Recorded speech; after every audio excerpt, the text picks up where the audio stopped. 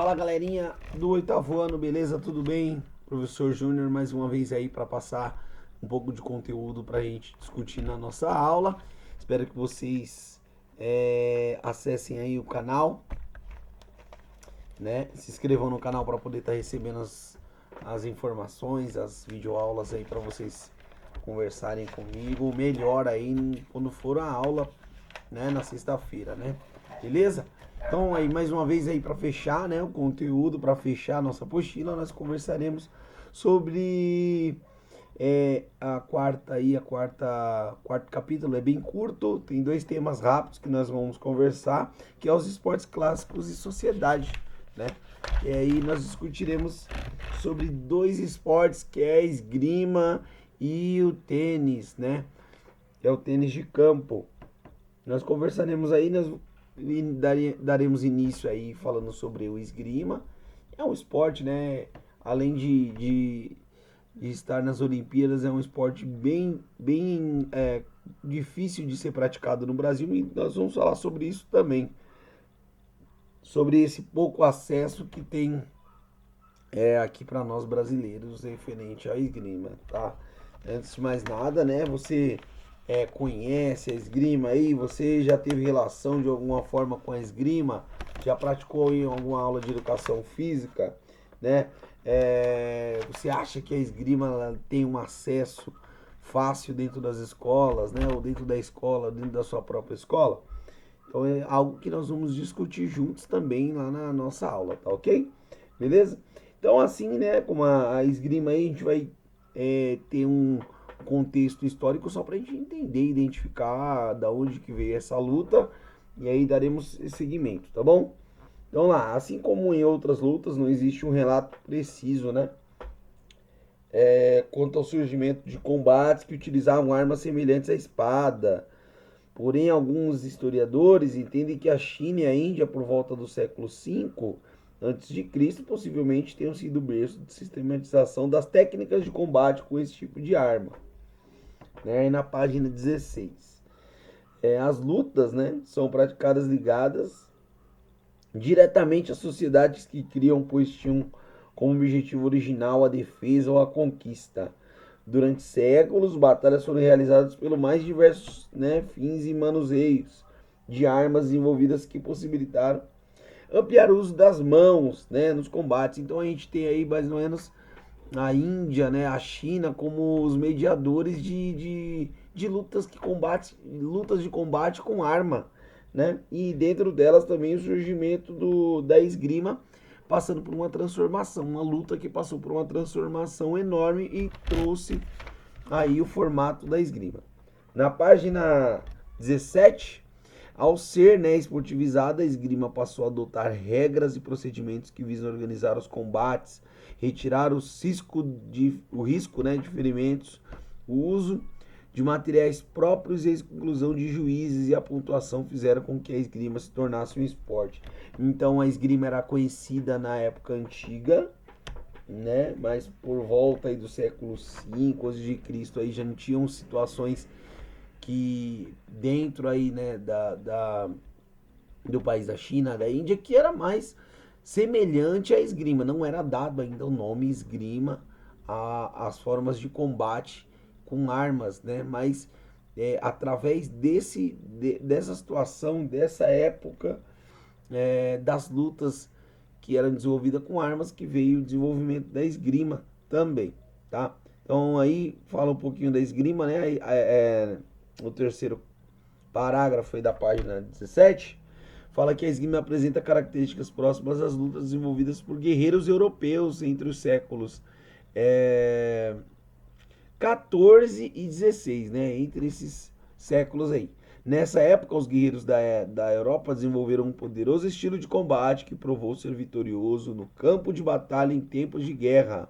Também era praticado nas ruas em confrontos ou apresentações de combate para entreter o povo. Então a gente teve início ali mais ou menos na China, no século V a.C., depois muito lá na frente, próximo do século 14 e 16, teve um desenvolvimento muito grande na Europa. Apesar das origens incertas e da possível relação com práticas existentes na China e na Índia, a esgrima atual foi organizada com base nas lutas desenvolvidas na Europa do século XIV, considerando-se, né, a esgrima como um esporte clássico ou tradicional, sendo que essa definição está relacionada ao fato de ela estar presente desde os Jogos Olímpicos de 1896. Então, apesar de estar aí já nas Olimpíadas de 1896, ainda a esgrima sofreria assim, algumas modificações para poder chegar na esgrima atual de hoje em dia. Então ela não é de todo geral um esporte clássico já sem, com as mesmas definições de quando ela foi criada, né, que ela foi fundada.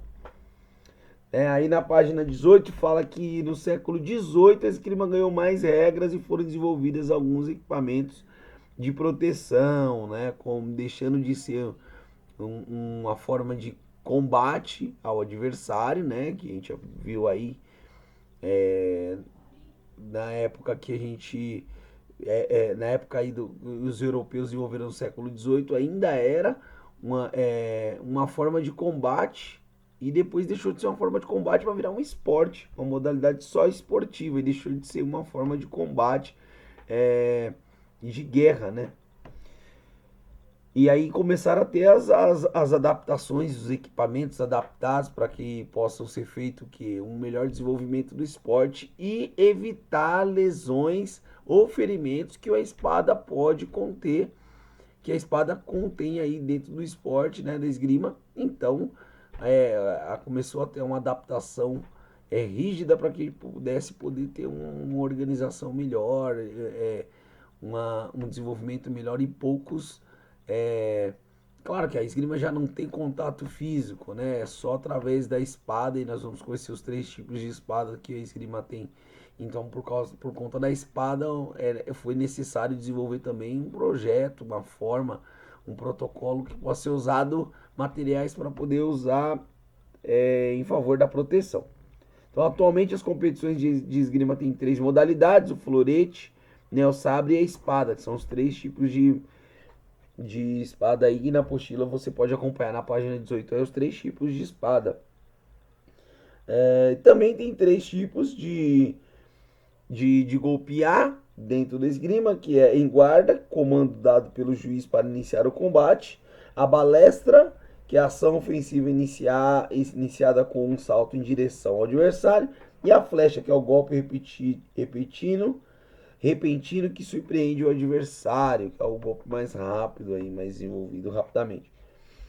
Aí nós falamos também sobre um pouquinho da pista e do vestimento. Aí tem um bonequinho aí, né, que você tá vendo ele aí posicionado, que mostra aí todos os equipamentos utilizados na esgrima, que é a máscara, a luva, a arma, né, a jaqueta e o fio elétrico para poder fazer esse acompanhamento aí da pontuação, né? Por exemplo, esse fio elétrico ele é acoplado aí, né, colado junto a jaqueta de pontuação, e cada vez que o adversário toca na sua jaqueta é pontuado e computado, na verdade, né, diretamente no computador aí, a pontuação da disputa, né, do confronto. Bom, aí a gente dá um saltinho aí para a página 20, nós falamos um pouquinho no tênis de campo. Então, mais ou menos a esgrima a gente falou resumidamente, né? Dentro do que a gente veio procurando e pesquisando, mais também mais o conteúdo da apostila, que fala um pouco sobre a esgrima, que é um esporte também, viu, gente, que pode ser praticado dentro da escola de uma forma adaptada também. A gente pode utilizar jornais para poder fazer formato de espada, a gente pode fazer N tipos de situações para pontuar, né? Nós podemos fazer a máscara de proteção para poder não, né, o capacete de proteção junto com a máscara, que é conhecida aí da esgrima, que a gente pode fazer uma adaptação para a gente poder também não se machucar praticando. E é algo que nós podemos desenvolver na nossa escola com material simples, e pode ser desenvolvido fazendo essa ligação aí da apostila para dentro da nossa quadra lá também, tá bom? E aí nós demos entrada aí na página 20 falando tênis de campo. Também, né, É um esporte difícil de ser praticado aqui no Brasil por conta da condição socioeconômica que é extremamente de difícil acesso, né? Geralmente nós vemos mais para o centro de São Paulo ou para as situações que mais centrais, né? Onde tem uma situação financeira um pouco melhor para poder desenvolver o esporte, mais espaço também. Então nós vemos o tênis de campo com um acesso muito difícil aonde nós vivemos, pelo fato também de ter uma condição, por exemplo, a raquete é um raquete, bolinha, né? E o próprio espaço vamos dizer que nem todo lugar existe situações fáceis de poder encontrar num valor acessível, né? Então nós vemos o tênis de campo também, damos uma introdução referente a histórico. Nós vamos falar também um pouquinho do histórico, mas principalmente entender que também lá na frente nós podemos desenvolver de uma forma adaptada, né, para vivenciarmos um dia isso na aula de educação física também. Não é impossível de praticar, mas nós entendemos que socioeconomicamente falando é um pouco menos acessível. Então aí o tênis de campo, na página 20 fala que é um esporte que pode ser jogado individualmente ou coletivamente, em duplas masculinas, duplas femininas e duplas mistas. O objetivo do jogo, né, o objetivo do esporte aí é, por meio da raquete, golpear uma bola de tal maneira que o oponente não consiga rebatê-la, após ter quicado uma vez no solo do seu lado, né, da quadra, ou então que devolva para fora da linha da outra quadra. O tênis, no entanto, nem sempre foi jogado dessa maneira, né? Então aí sofreu as alterações também, assim como a esgrima durante o tempo, no decorrer da história também. Esse jogo era muito praticado na França, a partir do século XII, principalmente pela nobreza, né? Então, geralmente, desde aí da origem aí do tênis de campo, nós vemos que o tênis de campo é um esporte que já é elitizado desde o início. Nós vemos aí os equipamentos e as regras de pontuação, que aí nós temos a quadra, mais ou menos aí com 24 metros de comprimento por 11 de largura, né? 10,97 de largura. E nós temos aí cada lado de campo aí praticamente nós temos 6,40. 6,40 que é o local que pode ser pontuado, que a sua bolinha tem que tocar no campo do adversário. Então tem 6,40 metros aí para você jogar a bolinha dentro do campo do adversário. E a altura da rede aí que é praticamente 1,07 m aí, né? E nós temos a área válida simples que é de 8,23, né? Somado aí o campo todo é 8,23, que você pode percorrer, né? Você pode percorrer 8,23, mas você pode pontuar aí dentro de 6,40 m da área do adversário. Tem a bola, a raquete, e aí a raquete pode ter até 73 centímetros de comprimento, né, incluindo o cabo e a largura. Não pode ser maior do que 31 centímetros e 75, né, o cabo. A área de contato pode ter até 39,4 aí, centímetros de comprimento e um total de 29 de largura. Bom, a bola, né, ela pode ser branca ou pode ser amarela. E seu peso geralmente é 56 a 59 gramas. Serviço. Serviço é uma estratégia de jogo, né? Que durante um game somente um dos jogadores do time sacará. Então, por mais que você faça um saque e pontue, o saque ainda continua sendo do adversário, né? Então, por exemplo, se eu faço um ponto no jogo, o saque ainda continua sendo do adversário ou sendo meu até o final do serviço. Tá ok, gente? Então aí na apostila fala que no jogo em duplas o time sorteado para começar o primeiro set deve decidir qual jogador da dupla começa sacando no primeiro game. Similarmente, seu oponente deve decidir qual jogador da dupla recebe o primeiro saque. O jogador parceiro de quem recebe a bola no primeiro ponto do game inicial deve sacar no segundo game. E a alternância continua até o final do set. Bom, então a gente vai fazendo essa alteração, essa mescla aí de pessoas que vão sacando para ter um equilíbrio e a alternância dentro do jogo para não ficar só uma pessoa sacando direto. Então todos sacam, né? Todos recebem. Do time adversário recebe essa bola de saque também, variando também. Tem a pontuação do jogo, e a pontuação do jogo consiste em 0, 15, 30, 40 e o game. É aí que você fecha um game, você fecha um ponto. Então dentro dessa contagem, você pontua até 40, se você fizer mais um ponto, aí você automaticamente vai a 45, fecha um game e você ganha um ponto. Dentro desse game, né, que a gente fala que é um ponto, você precisa ter 6 até 7 games, até 8 de repente, até 9 se persistir, para poder pontuar de fato, né?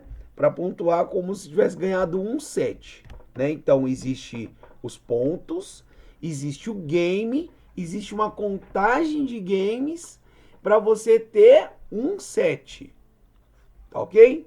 Beleza? Se ambos os jogadores dos times fizerem 3 pontos, alcançando 40, o score iguais, né? Ou após iguais, os scores é vantagem para o jogador ou o time que fizer o próximo ponto. Como se fosse um critério de desempate aí. Nós vemos aí as principais características do tênis, que é o sistema de pontuação. Diz que essa forma de marcar pontos vem da marcação dos minutos em um relógio, né?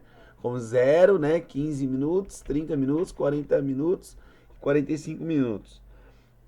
O tempo 45 foi substituído por 40 e é utilizado assim há muitos séculos. Referente a essa mudança por conta de 45 para 40, eu não consigo ainda, não tenho essa informação por quê. Houve algumas tentativas em 1873 e 1970 de adotar uma pontuação mais convencional, de 1 a 15 pontos, ou de 1 a 4, mas não foram bem aceitas pelos praticantes, permanecendo a forma tradicional. Então, isso é novidade até para mim, para poder saber, essa apostila lá traz esse conhecimento pra gente, que a pontuação do tênis de campo é referente à pontuação e a marcação de um relógio comum, né? 15, 30 e 40 pontos aí, né? 40 na pontuação aí da formatação de um relógio. Ok. E tem os fundamentos e as possibilidades táticas aí, que nós vamos falar rapidinho do tênis de campo.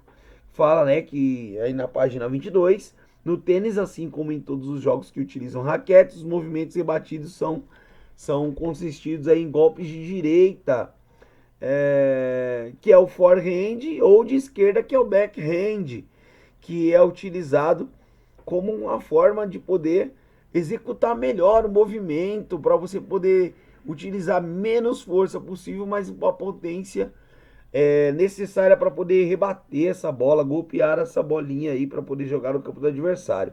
Como o adversário realiza o saque e como deve ser defendido, né? Então ela tem as duas formas aí de poder fazer esse saque com essa bola alta, que ela é lançada lá em cima e a gente rebate essa bola. E aí nós podemos fazer com que, de uma certa forma, o jogador adversário possa rebater essa bola através do backhand ou do forehand, né? O forehand, o braço ele estende todo e a gente rebate essa bola, e o backhand nós rebatemos de fora para dentro, né? De fora para dentro. Ou pode ser com as duas mãos, né? Para quem não tem tanta força aí para poder fazer esse rebate. Não, gente, então a gente viu aí algumas formas bem simples aí, só mais ou menos por dentro, algumas informações das duas modalidades.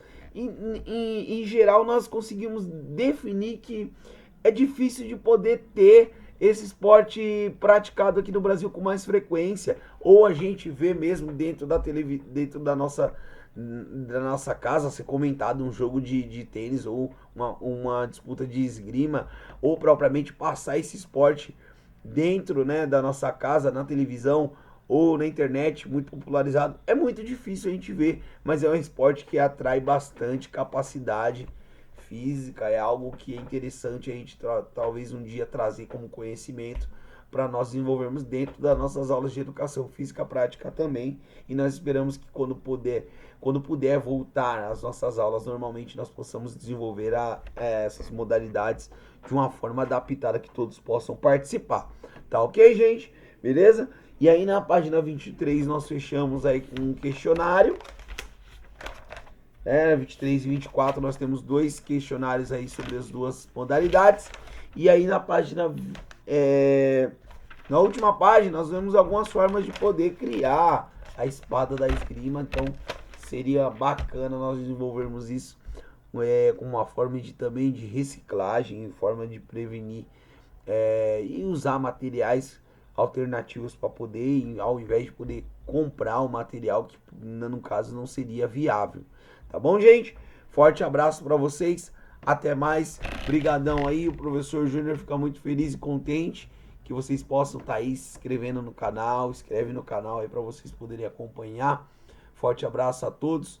Um grande beijo e saudade de vocês. Tchau, tchau.